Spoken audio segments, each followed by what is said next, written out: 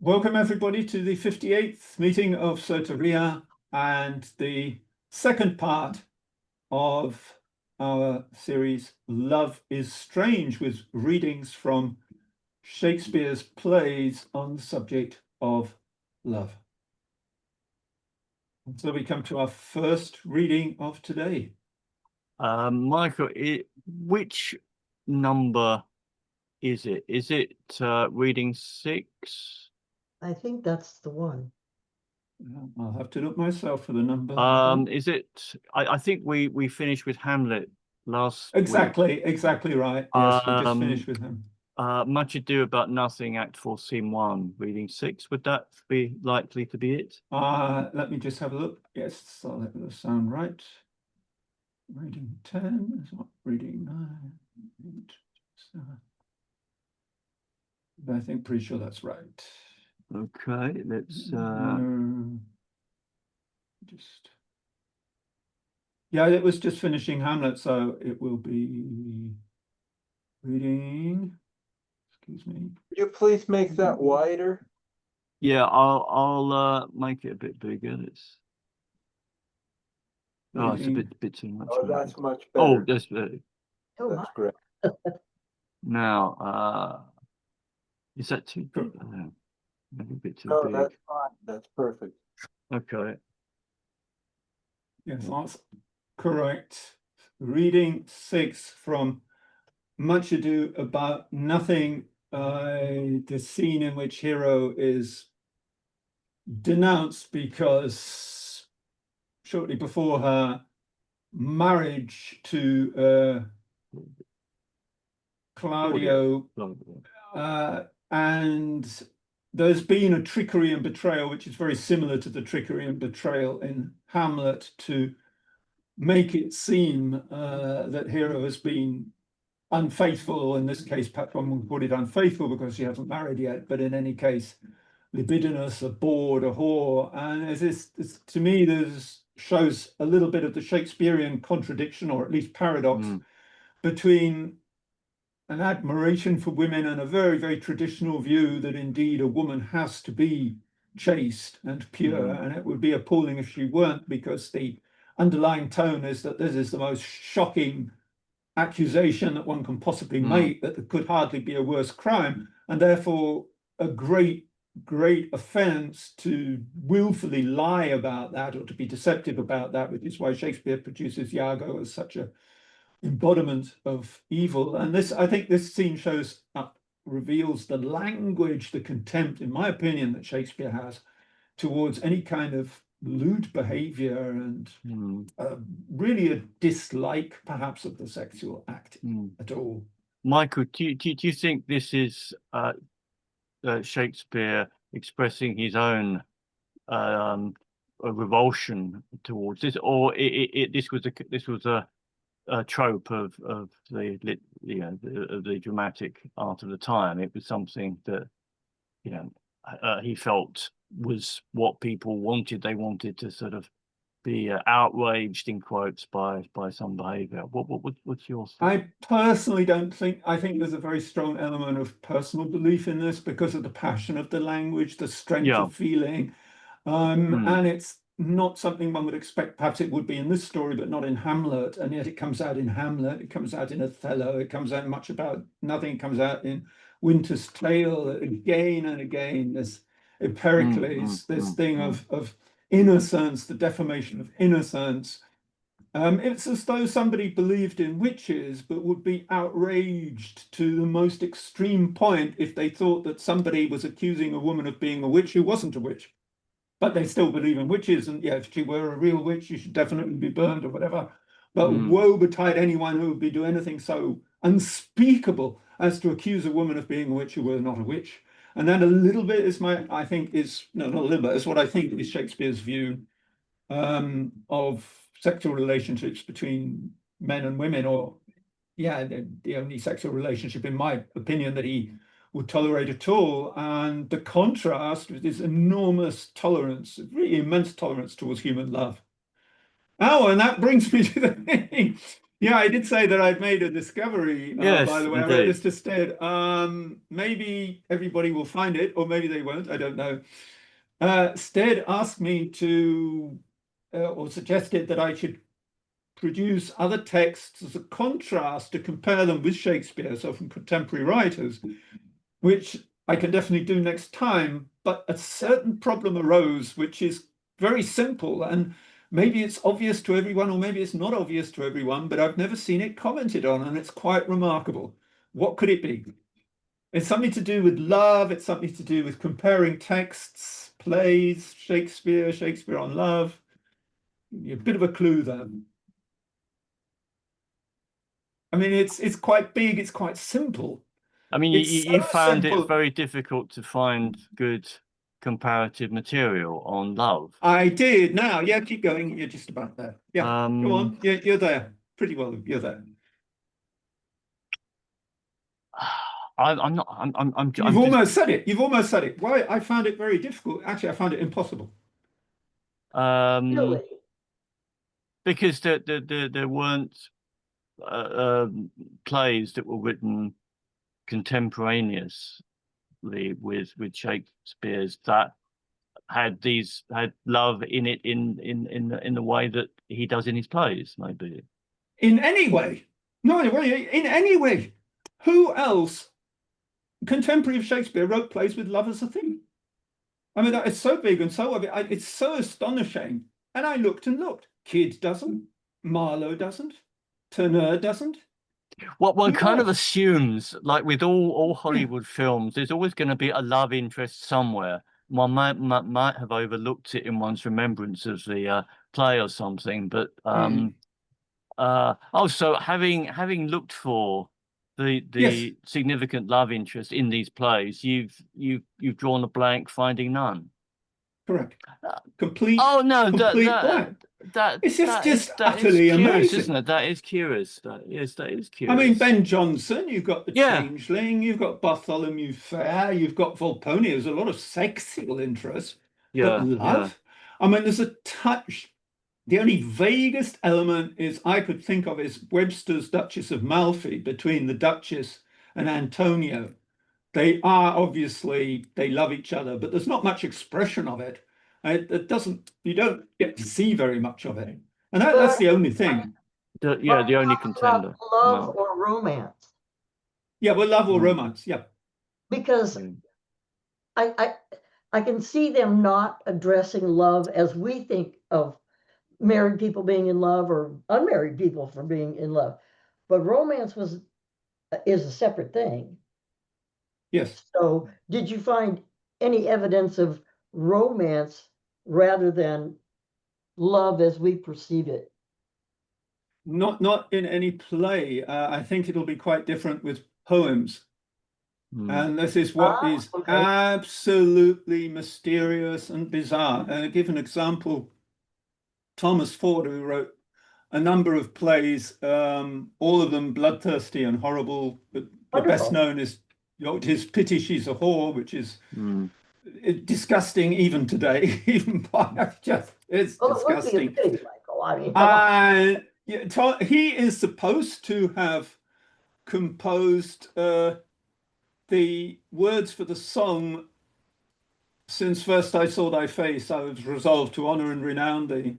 If now I be disdained, I wish I'd never known thee, and so on, which is a love poem.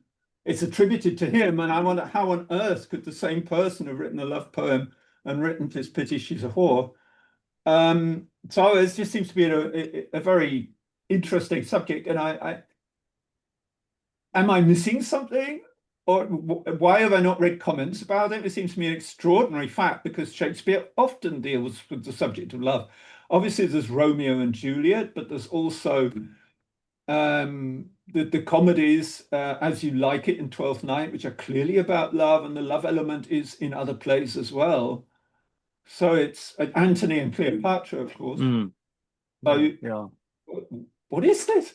Have I missed something? So anyway, I will continue with my, but that's the big thing that if anybody wants to comment on that, yeah, I'm mystified and amazed. Mm. I have no explanation either. All right, let's press on. Yeah, so let's press on with this scene. Yeah. One thing is for certain, Shakespeare could never leave off terrible punning and quite lewd punning. And of course, we start with the play. Much Ado About Nothing, which is no thing, which is a pun, not just on nothing, but he does this several times on the vagina, no thing, the O thing. And he can't leave off even in serious plays doing these kind of sometimes embarrassing jokes. But that's I was said to my cousin, I said there's one cliche about a nation that holds up to this day is the English loving of puns. I said that's true to this day. It was true 400 years ago, and yeah. So anyway, well, we've got several roles here, so Yeah, probably it might have be a to bit take tricky. over. Yeah. It might be. I think we got Claudia, Leonato, Hero. Those other probably the There's main ones. There's a friar. There's Don John. There's the Prince. There's Don Benedict. John, the Prince. Oh dear, yes. We'll probably just have to take. I would say we give the main roles, and then people can read. I mean, it yeah, might be. It might be. I don't know what you think of this. If you just read it yourself, Michael, and there seem to be so many parts. I don't know. It's up to you. It's so many parts. It might be a bit confusing. So, some people just have one line. So, well, it's up to you. It's up to you. Well, maybe it might get a bit boring if you just hear my voice the whole time. Well, who are the main characters? Exactly. I would say the main characters, and I'll do the extras if you like. Well, Okay. I was going to volunteer to do that. I'll like the one-line stuff. But okay, if you don't, yeah, fine. If you'd like to the one line, and yeah. I think we got a half hour. So I think Janine, you will have to do the female role, and there's just as one. Well, but one she doesn't here. have that much. But she doesn't have so much to say, does she? Yeah. Very submissive. So yeah, if I'd be Claudio and you'd be Leonato, and AJ if you'd be Don Juan, and we'll take it like that and see. Well, I have to leave in a half hour, so anybody that dies soon would be my part. Nobody dies. Nobody dies. Nobody dies in this scene. No. Sorry, Michael, my Leonato. Yes. Right. Yeah. Stand thee by, friar, Father, by your leave, will you with free and unconstrained soul give me this maid, your daughter? As freely, son, as God did give her me. And what have I to give you back, whose worth? Oh dear, sorry, it's a bit bad.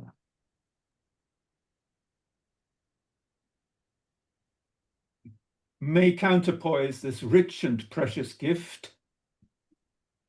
Nothing unless you render her again. Oh, it's me. Oh, so, sweet prince, you learn me noble thankfulness. Oh, sorry, am I Claudio? Yeah. No, yeah, you are, aren't you? Yes, yeah. Yes, I am. Sorry, yeah. Sweet prince, you learn me noble thankfulness. There, Leonato, take her back again. Give not this rotten orange to your friend. She's but the sign and semblance of her honour. Behold how like a maid she blushes here. Oh, what authority and show of truth can cunning sin cover itself withal? Comes not that blood as modest evidence to witness simple virtue? Would you not swear, all you that see her, that she were a maid, by these exterior shows? But she is none. She knows the heat of a luxurious bed. Her blush is guiltiness, not modesty. What do you mean, my lord? Not to be married, not to knit my soul to an approved wanton. Dear my lord, if you in your own proof have vanquished the resistance of her youth and made defeat of her virginity. I know what you would say. If I had known her, you will say she did embrace me as a husband and so extenuate the forehand sin. No, Leonata, I never tempted her with word too large, but as a brother to his sister showed bashful sincerity and comely love. I'm Hero, I guess. And Otherwise to you. Out on the seeming, I will write against it. You seem to me as Dian in her orb, as chaste as is the bird ere it be blown, but you are more intemperate in your blood than Venus, or those pampered animals that rage in savage sensuality. Wait, Hero is a girl? That's weird. Yes, yes. Yeah, I'm afraid, Get back to yeah. Janine then. I didn't understand I Hero as didn't know that Hero was a girl either. a okay. Yeah, it's strange. You Yeah. continue, Janine. Yeah. So I'm Hero and now you're Prince, AJ. Okay, sounds good. Is my lord well that he doth speak so wide? Sweet prince, why speak not you? Why should I speak? I stand dishonored that have gone about to link my dear friend to a common stale. Are these things spoken, or do I but dream? I guess I'll be Don John. That has to sure they are spoken and these things are true. This looks not like a nuptial. Right. True. Oh God. Michael? Leonardo, stand I here? Is this the prince? Is this the prince's brother? Is this face Hero's? Are our eyes our own? All this is so, but what of this, my lord? Let me but move one question to your daughter, and by that fatherly and kindly power that you have in her, bid her answer truly. I charge thee do so, as thou art my child. Oh God, defend me. How am I beset? What kind of catechizing call you this? To make you answer truly to your name. Is it not Hero? Who can blot that name with just any approach or with any just approach? Marry, that can Hero. Hero itself can blot out Hero's virtue. What man was he talked with you yesternight out at your window betwixt 12 and 1? Now, if you are a maid, answer to this. I talked with no man at that hour, my lord. Why then you are... Sorry, yeah, go ahead. Why then you are no maiden? Leonardo, I am sorry you must hear. Upon mine honor, myself, my brother, and this grieved count, did I see her, hear her, at that hour last night, talk with a ruffian at her chamber window, who hath indeed, most like a liberal villain, confessed the vile encounters they have had 1,000 times in secret. Oh, I guess I'm Don John too. All right. Fie. They are not to be named by my lord, not to be spoken of. There is not chastity enough in language without offense to utter them. Thus, pretty lady, I am sorry for thy much misgovernment. Oh, Hero, what a hero hadst thou been if half thy outward graces had been placed about thy thoughts and counsels of thy heart. But fare thee well, most foul, most fair. Farewell, thou pure impiety and impious purity.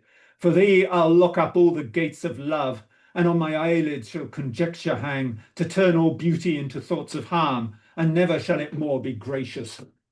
Has no man's dagger hit a point for me? You are fools. Beatrice, why, how now, cousin? Wherefore sink you down? Come, let us go. These things come thus to light. Smother her spirits up.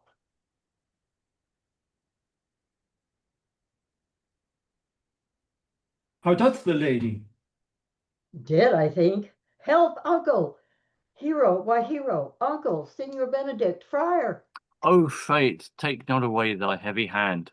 Death is the fairest cover for her shame that may be wished for. How now, cousin Hero? Have comfort, lady. Dost thou look up? Yeah, wherefore does she not?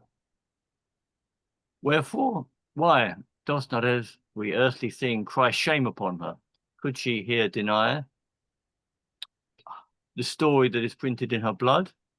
Do not live, hero, do not ope thine eyes, for did I think thou wouldst not quickly die, thought I thy spirit was stronger than thy shames, myself would on the real wood of reproaches strike at thy life. Grieved, I had but one child, I, for that at frugal nature's frame. Oh, one too much by thee, had I, why had I won? Why ever wast thou lovely in my eyes? Why had I not with charitable hand took up a beggar's issue at my gates, who, smirched thus and mired with infamy, I might have said, no part of it is mine. This shame derives itself from unknown loins. But mine and mine I loved, and mine I praised, and mine that I was proud on. Mine so much that I myself was to myself not mine. Valuing of her, why she, oh, she is fallen into a pit of ink, that the wide sea hath drops too few to wash her clean again, and salt too little, which may season give to her foul, tainted flesh. Yeah, that Oh, was that reading. Yeah, I mean, well, what do you think? I mean, it's so extreme, isn't it? Well, yeah. The day. I mean, I what don't can I even think say? she's fine.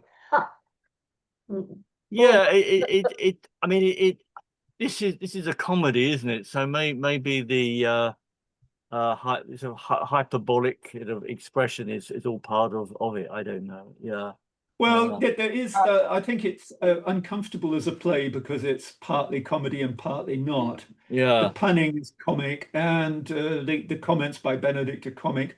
But I think that the emotion is real, and I think Shakespeare is sort of uncertain himself because Beatrice emerges as the sensible woman, and Yeah. one sees a kind of new attitude developing, even I think within the author himself. So I find it's a very interesting play, but in many ways, psychologically, it doesn't work. Well, but you have to remember that in that era, there was no birth control, right? Yeah. Well, Had a child out of wedlock, she was up Schitt's Creek. If she had a child with someone other than her husband within wedlock, she was up Schitt's Creek. So there was very good reason, right, for women to try to remain chaste because they had a vested interest in preserving that. Well, now let's go back to the idea that, there's a lot of diseases. I was just going to say And that so, is also a big disease element, isn't it? get it from your wife as opposed to your husband giving it to you, Yeah. And risky with babies and stuff. I'm not sure when syphilis first became a thing in Europe, but probably Before Shakespeare's time, for sure. yeah, a few centuries maybe. I I don't think know. Henry VIII had it, didn't he? I think. Yes. Yeah. And Well, if he didn't, he should have done. Yeah, it's the sort of thing he would. Yeah. Reportedly, Columbus brought it back from the New World. So Yeah, that's what yeah, that's kind of yeah. So and that had been news and that was quite an unsettling thing. And it was, yeah, it supposedly broke out in Naples during the Spanish occupation of Naples. Oh, really? Oh, okay. That is interesting. is that why they call it the Spanish disease? Is because the Spanish were the conduit to the New World? Well, they call it all kinds of things. Whoever you're next to, yeah, the next door neighbor gets blamed. The English called it the French disease. Whoever you is most proximate to you gets blamed for it. It actually originated in the New World, so I guess you could call it the Mexican disease. I don't know. Yeah.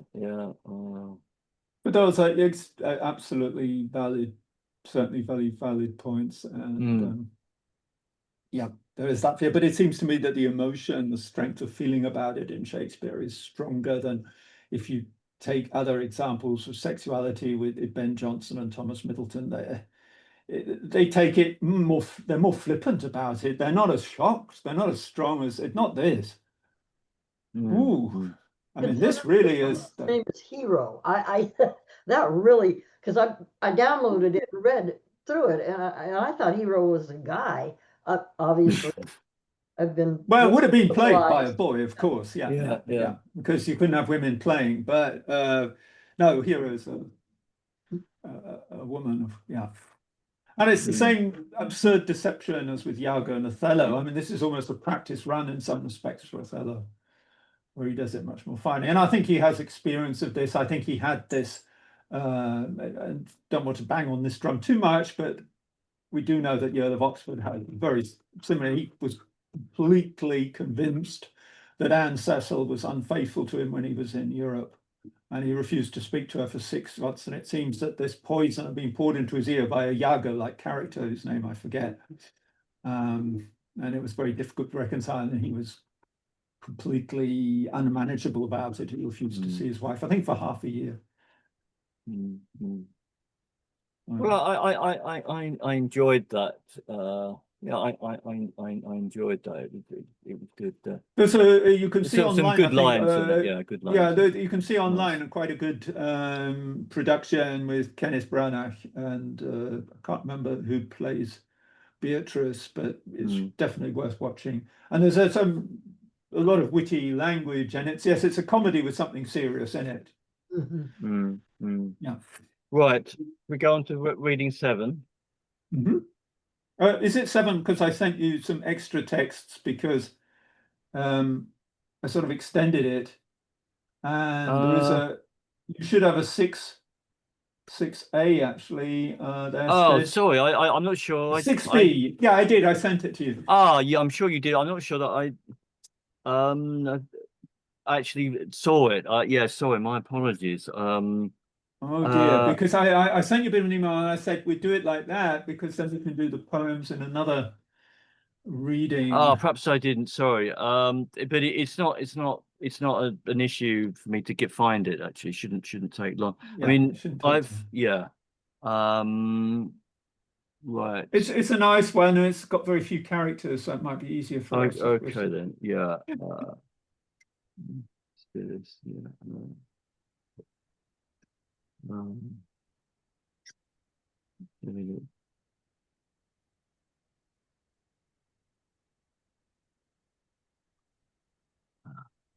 I'll send it to you again if you Oh, like. hang on. No, I think I've got it. I think I've got it. Yeah.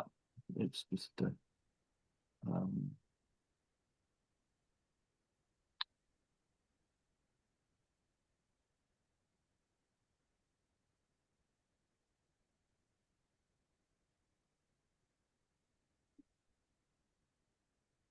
I don't think it was with the stuff that you sent. No, you weren't. Sorry, it's No, only Stead. It is. You're quite right. It's only Stead. I don't Stead, remember have you got it? seeing the 6A when I almost not. Yeah, let's maybe do that. Yeah.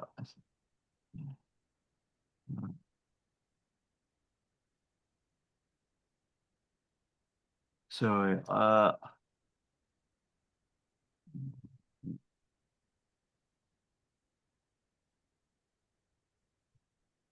Well, while he's looking, Michael, does Hero actually get to marry the fellow? Yes, and okay, good. This is something rather shocking, in my opinion. It doesn't, and it is quite distressing, I think, for a lot of modern viewers, audiences, is that he's Claudio, I think, is challenged by Benedict at the insinuation of Beatrice, who persuades him, she says, this must be calumny, and it's his best friend, and he challenges him to the death. And that is psychologically interesting as well, because he believes Beatrice. And once he believes Beatrice, I mean, this is the most shocking thing that, as I say, that anyone could do in Shakespeare's view, is to make an accusation like this, which is false. But at the last moment, the true villains are revealed, and the scene that they've seen is not a scene with Hero, but with Hero's chambermaid, who was performed libidinous acts with another villain, and it is all revealed. And at that moment, then he says to Hero, I'm very sorry about this mistake, and we can get married after all. And it's done so abruptly and so in such a nonchalant way. It's actually rather shocking. But yes, she does marry him in the end. Yeah, and Beatrice and Benedict, of course, marry. So yeah, Stead. So it looked as though you didn't find it after all. I'm just trying to convert it to a PDF because that's going to be a much more right. stable. Yeah, sorry. Yeah. I'm just waiting for the computer to sort itself out. It's going on. Well, I like this, that we can do this at our leisure. And I think we don't get through everything today. No, we're certainly today not going to get through. Well, No. but next month, I think we should continue because I don't know Shakespeare that well. Yeah, we don't have to do it in this order, Stead. It's taking too long. I suggest we just go to the next one then, and we can come back to the. Let's see whether we can do it without. Let's see whether we can do it as it is then. Yeah, absolutely. let's So try then the this. next Hang on, reading will be in that case take up the Merchant of Venice and go straight on to what was the reading 7. Can we see this reading? As You Like It. No, hang on. This is that's the original text. Right, come on then. This is not responding. It doesn't seem. It's not. I can't seem to get it going down. Yeah. I can't. It's not. Don't worry about it. Let's go to reading it's not, number 7. Yeah, let's do that. Sorry about that. It's blame me. I'll blame you, but I think it's too. There are worse things. Yeah. Okay. Right. Let's go back to the original PDF. Oh, hang on. So reading 7 as you like it. Right.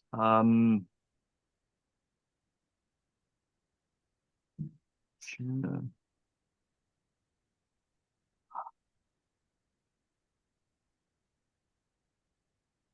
Yes. Sorry. Just the original text. Yeah. I just need to get that up again. Love is strange, right? Yeah. This is reading 7 as you like it. Okay, I've got it now. Let's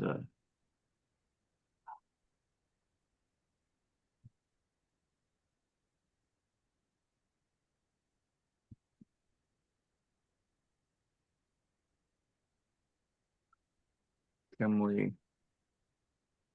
we see that as you like it? Yep. Good. Right. Sorry about that. Don't worry.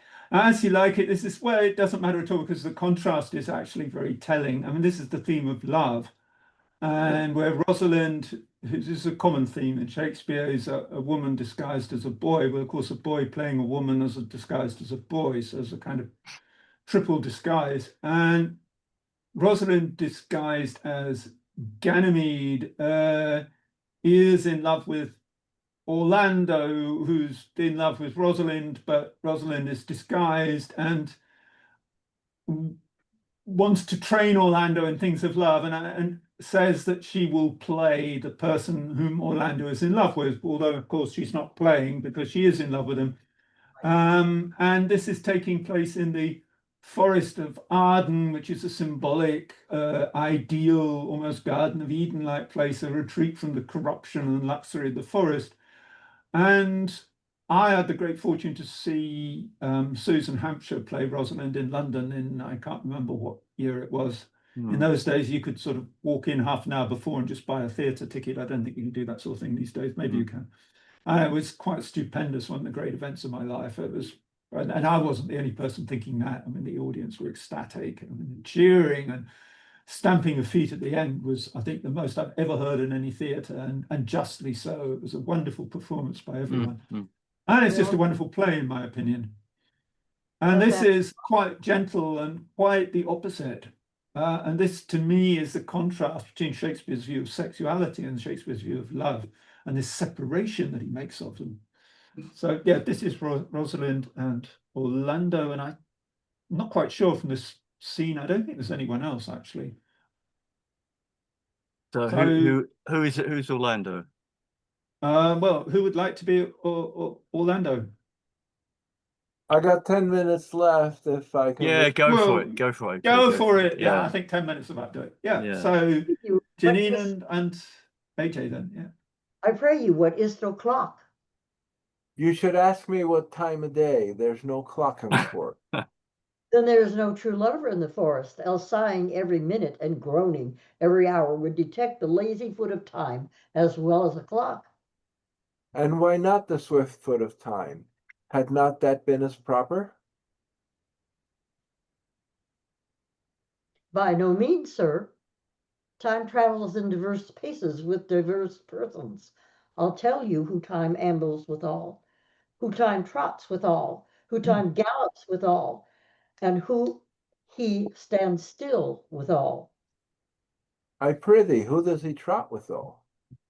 Marry, he trots hard with a young maid between the contract of her marriage and the day it is solemnized. If the interim be but a sennight, time's pace is so hard that it seems the length of 7 years. Who ambles time withal? With a priest that lacks Latin and a rich man that hath not the gout. For one sleeps easily because he cannot study, and the other lives merrily because he feels no pain. And one lacking the burden of lean and wasteful learning, the other knowing no burden of heavy tedious penury. These times amble withal. Who does he gallop withal? With a thief to the gallows, for though he go as softly as foot can fall, he thinks himself too soon there. Oops. Who stays it still withal? With lawyers in the vacation, for they sleep between term and term, and they perceive not how time moves. Where dwell you, pre-youth? With this shepherdess, my sister, here in the skirts of the forest, like fringe upon a petticoat. Are you a native of this place? As the coney that you see dwell here, she is kindled. Your accent is something finer than you could purchase and so remove the dwelling. I've been told so of many, but indeed old religious uncle of mine taught me to speak, who was in his youth an inland man, one that knew courtship too well, for there he fell in love. I have heard him read many lectures against it, and I thank God I am not a woman. He touched with so many giddy offences, as he hath generally taxed their whole sex withal. Can you remember any of the principal evils that he has laid to the charge of women? There were none principal.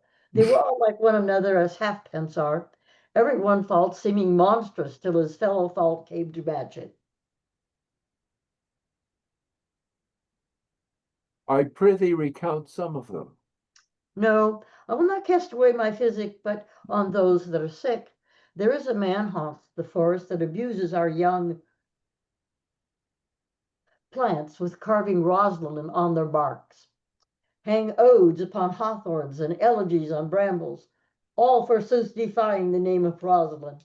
If I could meet that fancy monger, I would give him some good counsel, for he seems to have quotidian of love upon him. I am he that is so love-shaked. I pray you tell me your remedy. There is none of my uncle's marks upon you. He taught me how to know a man in love, in which cage of rushes I am sure you are not prisoner. What were his marks? A lean cheek, which you have not, a blue eye and sunken, which you have not, an unquestionable spirit, which you have not, a beard neglected, which you have not. But I pardon you for that, for simply your having in beard is a younger brother's revenue. Then your hose should be ungartered, your bonnet unbanded, your sleeve unbuttoned, your shoe untied, and everything about you demonstrating a careless desolation. But you are no such man. You are rather point device in your accoutrements, as loving yourself than seeming the lover of any other. Fair youth, I would I could make thee believe I love. May believe it. You may as soon make her that you love believe it, which, I warrant, she is apter to do than to confess she does. This is one of the points in which women still give the lie to their consciences. But in good sooth, you are you? he that hangs the verses on the trees where Rosalind is so admired? I swear to thee, youth, by the white hand of Rosalind, I am that he, that unfortunate he. But you are so much in love as your rhymes speak? Neither rhyme nor reason can express how much. Love is merely madness, and I tell you, deserves as well a dark horse and a whip as madmen do. And the reason why they are so punished and cured is that the lunacy is so ordinary that the whippers are in love too, yet I profess curing it by counsel. Does it ever cure any so? Yes, one, in this manner. He was to imagine me his love his mistress, and I set him every day to woo me, at which time I, being but a moonish youth, grieve, be effeminate, changeable, longing and liking, proud, fantastical, apish, sallow, inconstant, full of tears, full of smiles, for every passion something, and for no passion truly anything, as boys and women are not for the most part cattle of this color. Would now like him, now loathe him, then entertain him, then forswear him, now weep for him, then spit on him, that I drove my suitor from his mad humor of love to a living humor of madness, which was to forswear the full stream of the world and to live in a nook merely monastic. And thus I cured him, and this way I will take upon me to wash your liver as clean as a sound sheep's heart.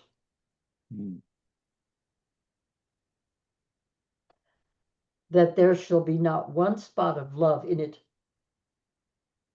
I would not be cured, youth. I would cure you if you would but call me Rosalind and come every day to my cote and woo me. Now, by the faith of my love, I will. Tell me where it is.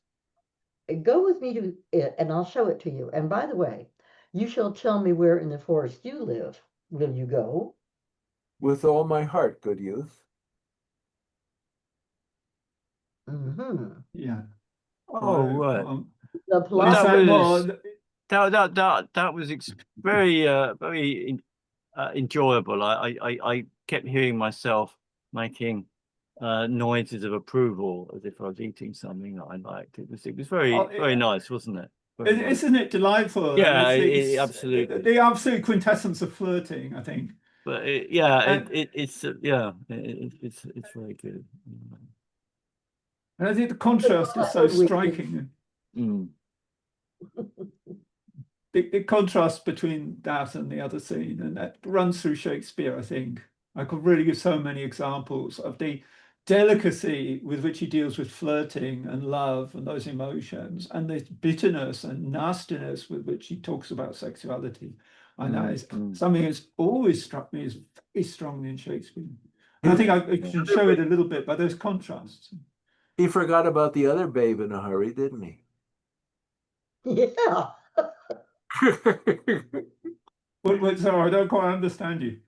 That he was in love with this one woman that he was writing on the trees and all this shit. This one comes along, flirts with him, and he follows her to her place like right away. Oh, yeah, I think you're a bit. Yeah. Well, of course he thinks of it as a boy, but I think he senses that this is Rosalind. You can interpret it in different ways. Yeah.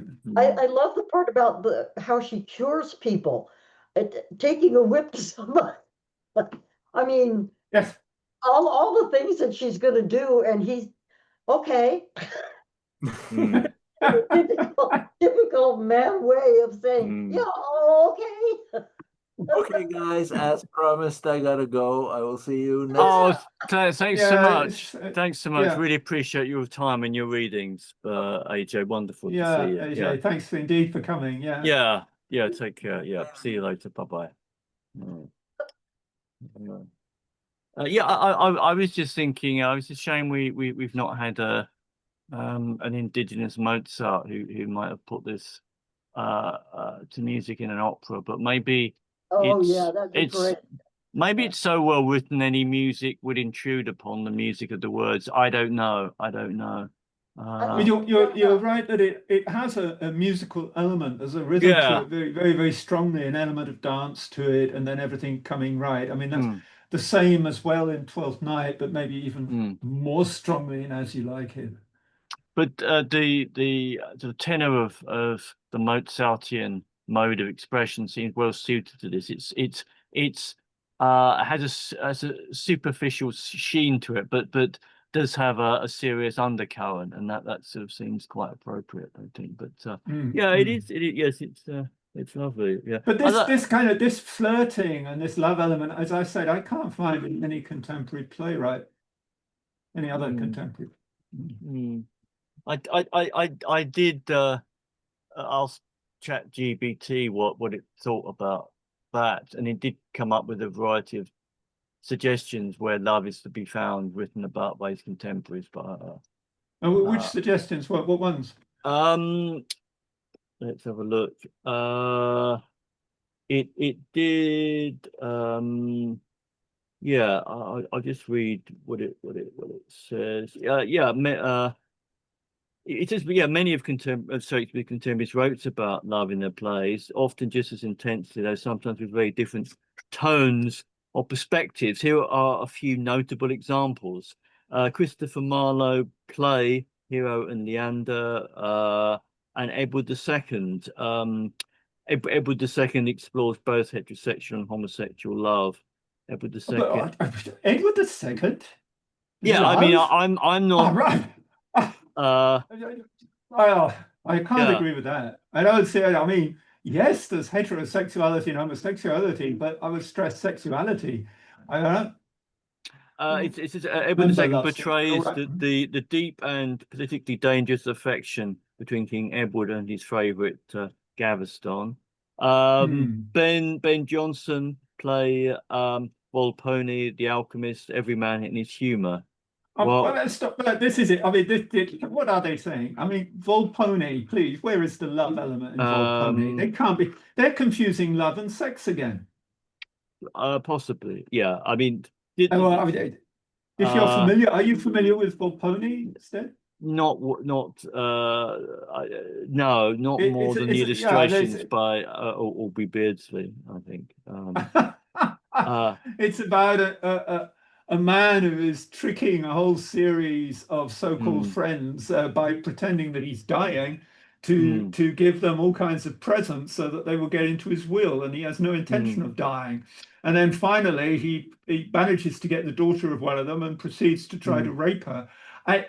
And he's then stopped by some character, and then he's finally betrayed by his assistant Moscow, and then I think he's hanged or something. I don't remember anything about love in that. Well, what about the plays of Beaumont and Fletcher? I've heard some of them. I'm not familiar with those. Yes, I've heard some of them, and they do deal with romantic entanglements.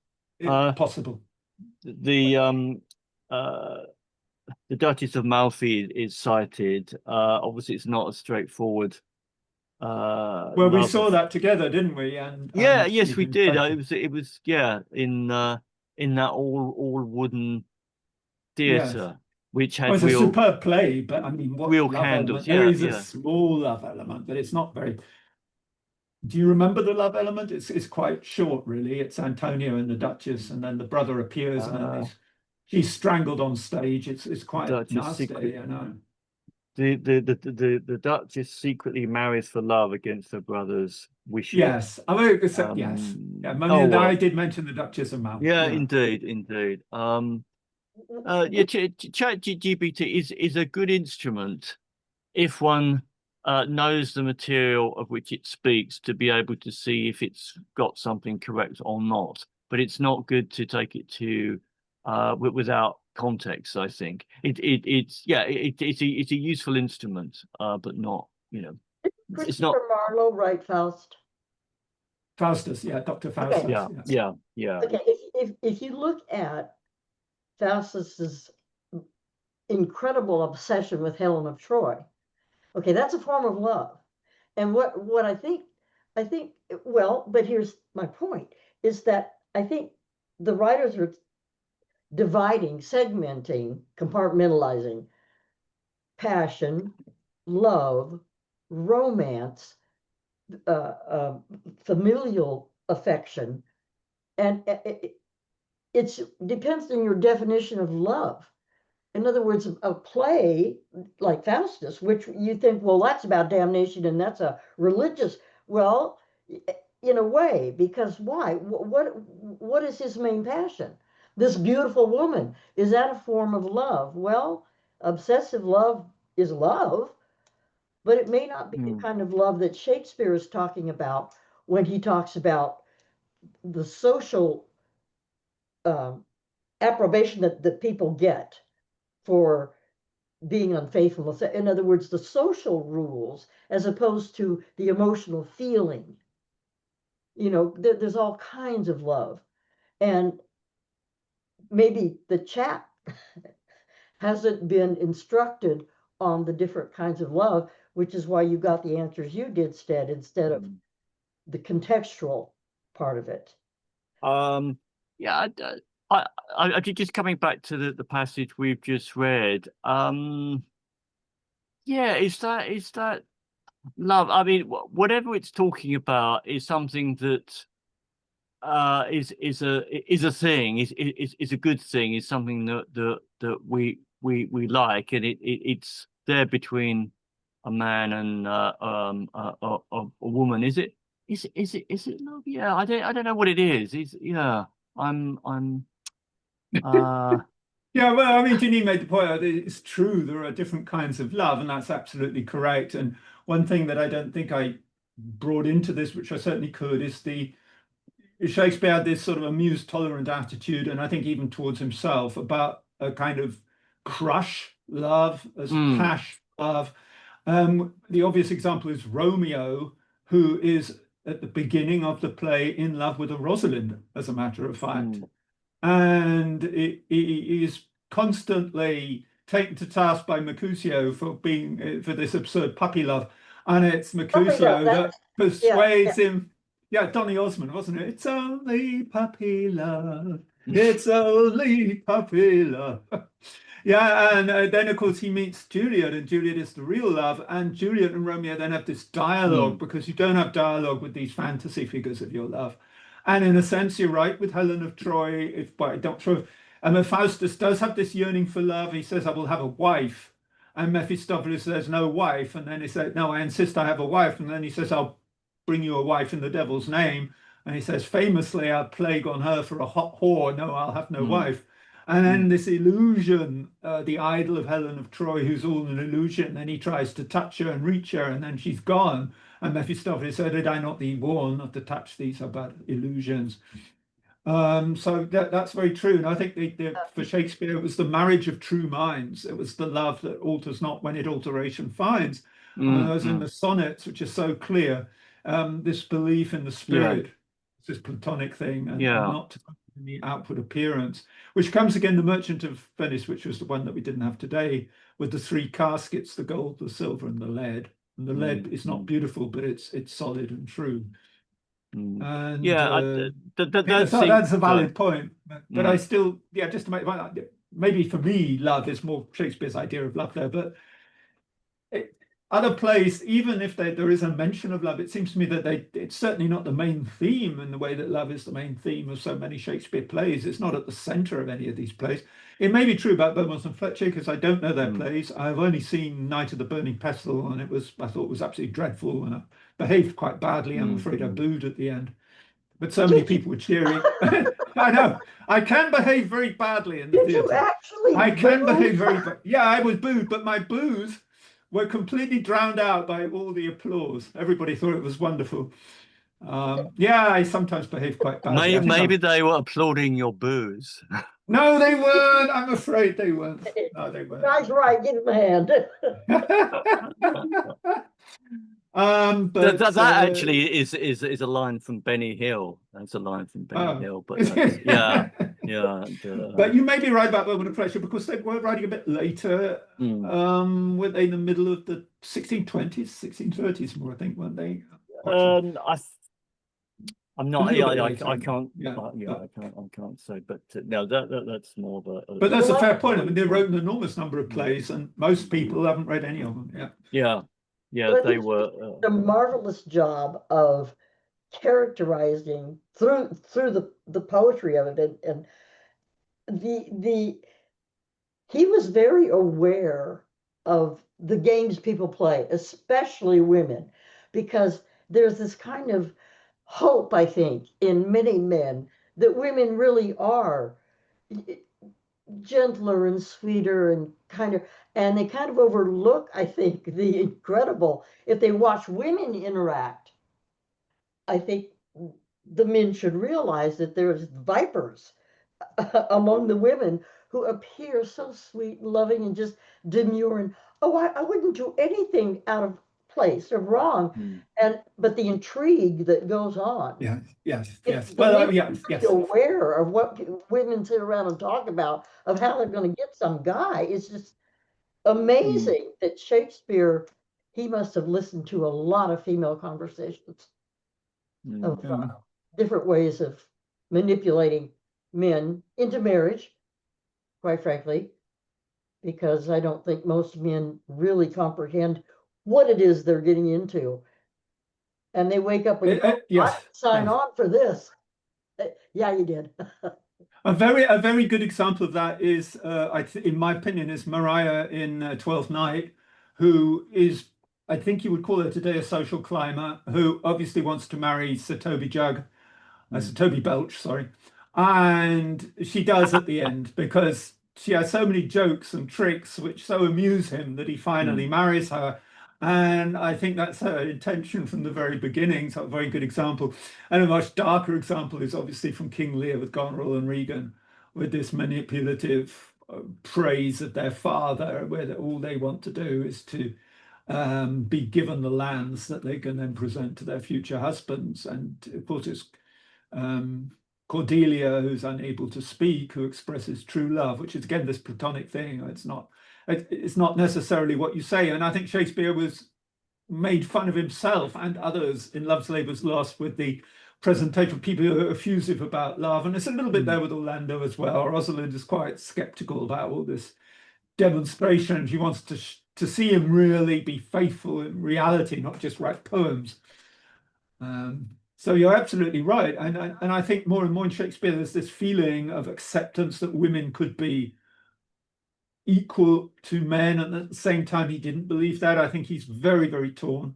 But when you see in Merchant of Venice, Portia must be the example of the successful woman. She only has to dress as a lawyer, and she dispenses true justice, which the men can't understand or see, which is truly a superb. I think sort of great scenes, and she denounces Shylock for this following the letter of the law, and how many men did that in that society.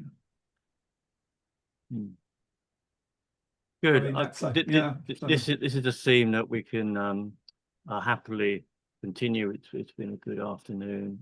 Yeah, it looks as though probably in the next session there'll probably be some more readings from the plays, and the sonnets will be. But why not? I mean, spending time to read together words by Shakespeare it doesn't need any excuse at all. Indeed, it's indeed. exactly what we should be doing. So that's good. Thanks for selecting these passages, taking time to do that. Sorry, it was a bit of a so I hadn't got the other things set up on PDF. However, this is obviously with limited resources, but maybe next time it's going to be a bit colder or something. So there'll be a few people.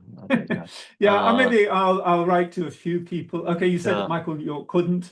I might write to Thomas at Portuguese Chap again. I can tell him that I'm reading my first Portuguese novel, so it might be a that's good. Anyway, that's good. No, that's nice. What did you think from the German lady that joined us once, and then the English lady, Edith, I believe. Stephanie, Steffi, yeah, she said, please keep sending me the invitations. I did specifically write to her.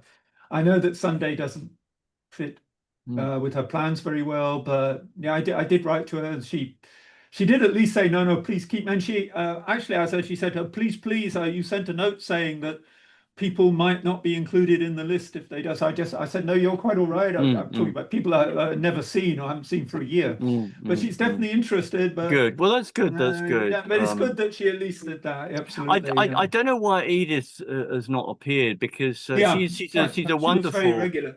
Yeah. reader. Very good reader. You're absolutely Yeah, right. excellent. And surely she couldn't criticize us reading Shakespeare on the grounds that we should be addressing something of better quality. I would have thought. Yeah.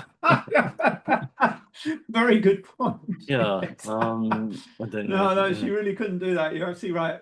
Perhaps I should write to her, or would you like to I write to her? yeah. I mean, Yeah. yeah. You know no longer. Maybe you should. I think perhaps we should pick out one or two people we know we haven't seen for a time and write to them and at least get. Well, I actually we should in the case just to inquire, is she okay? Because maybe there's a yeah, sure. I get the sense the last time that she was here, because she begged off reading and left, not abruptly but earlier, and I got the feeling that maybe, sick relative, right? There's something attention that needed attention, that she wasn't emotionally ready to participate in. Interesting point. Yeah. I really got that sensation. So I've been worried about her. I've been thinking about her and thinking, she seemed upset. And now, granted, the politics going on can upset a lot of people now. Yeah, she was very involved with different circles, and I can imagine she perhaps has become sort of sucked into different things. So yeah, that's another possibility indeed. Yeah. I'm curious though, right before we go, what each of you briefly think about the bombing of Iran. As I can't do anything about this, I've not been following the story, the news story very well, and I understand why it's taken place to stop development of nuclear weapons by a country that sort of may actually use them. So I understand that, but I wouldn't wish to add to the noise of opinions. Really, I would leave that to more qualified people. Michael? My son is going to. That's throwing at me. So if I say anything, you'll think, oh, he's one of these arrogant people who thinks he's qualified. No, but my answer is, I as I said, no.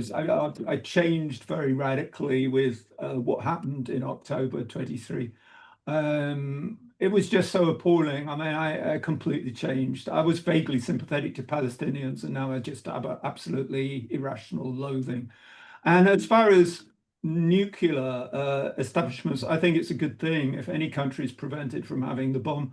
I wish that the left in Britain had continued its devotion to scrapping the bloody bomb. I don't see why Britain has the bomb, and it seems to not. The left seems to be more interested in pronouns and transvestites than it is in the fact that the country has a nuclear bomb. That's another story. But no, I think Iran definitely wanted to develop the bomb. They made it fairly clear that they don't believe that Israel should exist.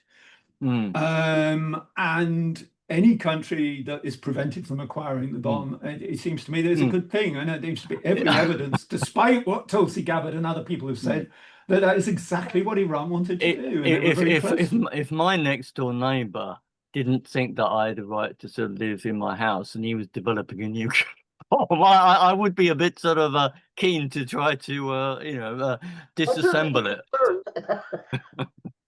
Yeah. I mean, recently you may have heard that Frederick Forsyth died. Yes. And, but you might think, what's that got to do with anything? Well, of course, he wrote the Fourth Protocol. Yeah. And in the Fourth Protocol, which is, at least he claimed, based on the truth, the Soviet Union and the United States had a secret agreement, a protocol that was not brought up in any of their mutual assured destruction treaties or whatever it was, that they would not provide assistance to any of their allies to develop a nuclear bomb. And it does seem that they kept to their promise. I mean, I know South Africa, everyone knows South Africa wanted to, at a certain stage, develop the bomb. They had no assistance from the United States. That's why the Pollard, who was arrested for giving secrets to South Africa, And then what about Vietnam? Vietnam never had anything looking like an atomic bomb, although it was allied with Russia. So it looks as though they kept to that protocol. Now that's rather gone. And so it's a sort of relevant, now India and China, obviously for a long time, but India and Pakistan, yeah. Yeah, And North Pakistan. Korea, I mean, Pakistan and India. Well, anyone playing around with this. I Pakistan in think particular, but anyway. I think it would be a fantastic gesture if Britain voluntarily said it was dispensing with. What a lost opportunity for Jeremy Corbyn, actually. What a lost opportunity. Why didn't he do that? Just simply get up in with his politics. He said, okay, would have fitted. Why? I don't understand. If I'd been left and in the Labour Party, I would have begged him to do it. Said, a new Labour government will decommission the atomic bomb. Janine, you must have asked this question for a purpose. Is it playing on your mind, or I mean, it's not nice that things are going on like that. My son, who is a veteran, he served, and he knows that I correspond with people who live, well, Michael, you're in Germany, you're in Britain, and he asked me, well, what do they say about stuff? And I say, well, it's literary media, but we're very interested, and I am especially interested in how people are viewing this because of the weirdness that right after Pakistan nominates Trump for a peace prize, he bombs. It's like, wait a minute. I had never heard that Pakistan. I didn't know that Pakistan had done that. I didn't. It's very peculiar. Because he negotiated a truce between India and Pakistan, and laurels and kudos for him. I think it's great. And then just days after this nomination, he goes along with Israel, and I'm thinking, I don't understand why he would torpedo his administration that way. And I'm just wondering, how, especially men, what do you think about that as the beginning of another quagmire? Of course, none of us here have access to the specific information on which President Trump or any other, particularly would make these decisions. And clearly, the Israeli government, their intelligence is very good, and obviously all intelligence organizations only know some things, but they're very intelligent, very sophisticated. They've got a probably better intelligence service than most countries, and therefore, they will know things that other people won't, and they make their decision accordingly. So, we really, it's difficult for us to comment, really. Yeah, and that's the reason I asked the question. So, I mean, you're quite disturbed by the fact, understandably. I just don't want to blow up the world. No, of course, no, of course not. May not be a popular idea, but no, that's right. We should, but I think the Iranian regime is it's sort of, they have a certain ideology which is different from the ideologies of most countries. And then one has to recognize that, and they have been a major funder of terrorism around the world with a certain agenda, as far as I know. So I think that the determining factor which they must be calculating on is that a large number of Iranian people will rise up and overthrow the regime. If they don't, then it might be a miscalculation.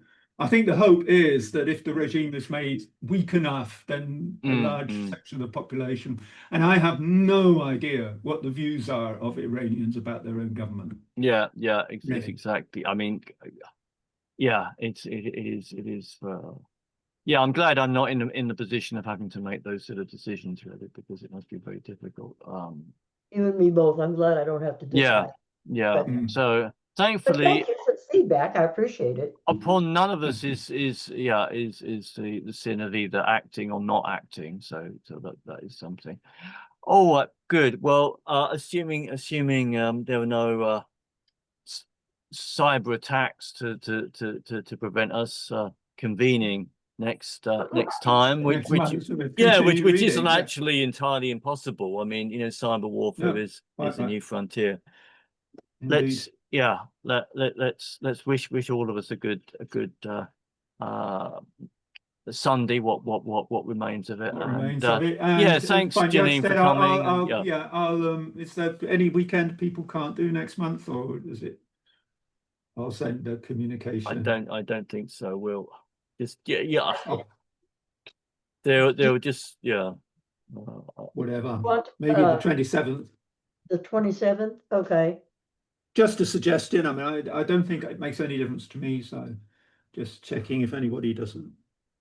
Janine, you're such a regular attendee and supporter that you know, I think you have an automatic right of veto with dates that Well, yeah, and I supersedes think that of people anyone who've else. come and are Yeah, there exactly. have People an who automatic, come, yeah, exactly, and there you Yeah. are, Janine. So absolutely, yeah. you know, But I'm flexible on weekends and stuff. It doesn't, Right.